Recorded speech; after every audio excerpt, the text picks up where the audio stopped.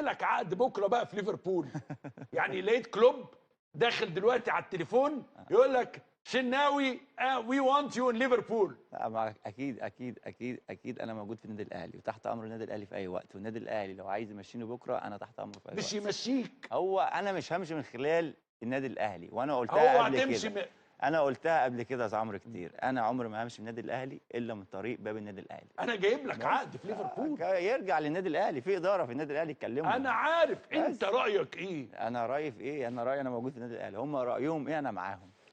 ليفربول يا ابني. هم معاهم، هم يقولوا، هم اكيد عارفين مصلحتي، انا عارف مصلحتي، هم عارفين مصلحتي، ومصلحتي اكيد هم عارفين ان انا مثلا لو رايح ليفربول اكيد مش هيمنعوا. انا عارف انا مصلحتك عارف كويس. انا عارف روح لك عارف سنتين عارف ثلاثه وتعالى. لا عارف خلينا نتنفس عارف شويه. عارف ثقة طبعا الإدارة، وطبعا يعني برئاسة كابتن محمود الخطيب ومجلس الإدارة طبعا يعني بصراحة تعب الفترة اللي فاتت دي جامد جدا معانا.